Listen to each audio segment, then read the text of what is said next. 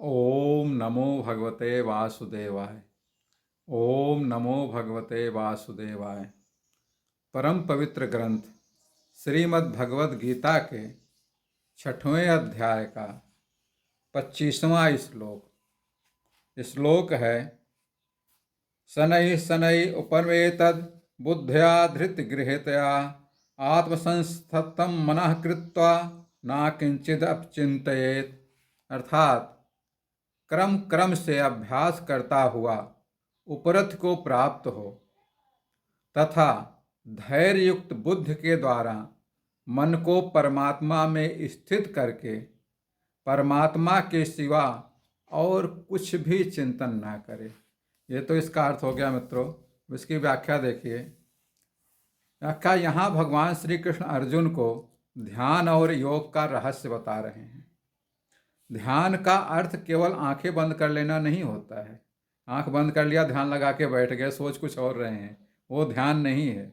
बल्कि अपने चंचल मन को नियंत्रित करना और उसको आत्मा में स्थिर करना ही ध्यान है। लेकिन मन बहुत चंचल होता है और उसे एकदम से रोकना निहायत ही कठिन होता है। इसलिए धीरे धीरे अभ्यास करते हुए वश में करना चाहिए। ये कहते हैं, जब अभ्यास करेंगे, करत करत अभ्यास नित जड़मत होत सुजान।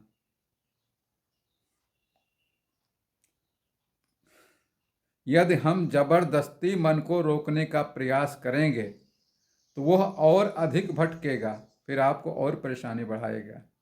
इसलिए धीरे धीरे अभ्यास से ही इसे आत्मा में स्थिर करना चाहिए।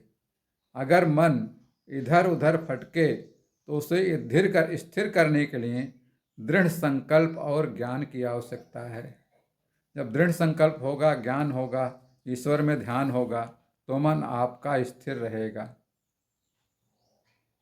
जब मन आत्मा में टिक जाता है तो वह सांसारिक दुखों और इच्छाओं से मुक्त हो जाता है। आत्मा में टिकते ही, परमात्मा में लीन होते ही।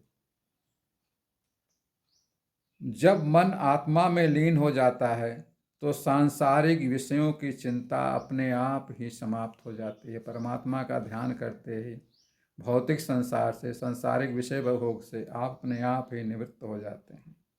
तब व्यक्ति पूर्ण शांति और आनंद की स्थिति में पहुंच जाता है। जब पूर्ण शांति और आनंद की स्थिति पहुंच जाती है, इसे ही आध्यात्मिक शब्दों में समाधि कहते हैं। समाधि में लीन हो गया।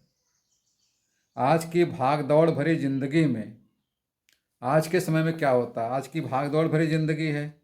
मन हमेशा अनेक चिंताओं से घिरा रहता है।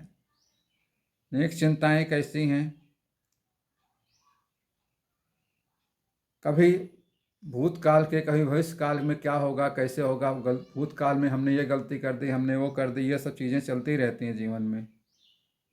इसलिए भगवान श्री कृष्ण हमें सिखा रहे हैं कि कैसे ध्यान और योग के माध्यम से अपने मन को नियंत्रित करके शांति प्राप्त कर सकते हैं। धीरे धीरे अभ्यास करने से मन शांत और स्थिर होता है, जिससे तनाव और बेचैनी दूर हो जाती है। अगर हम नियमित रूप से ध्यान करें और अपने विचारों पर नियंत्रण रखें तो हमारे जीवन में सकारात्मकता और आनंद का ही संचार होगा। बस मित्रों, आज के लिए इतना ही। इससे अगले श्लोक के लिए कल फिर मिलेंगे। तब तक के लिए श्री कृष्ण शरणम मम। श्री कृष्ण शरणम मम।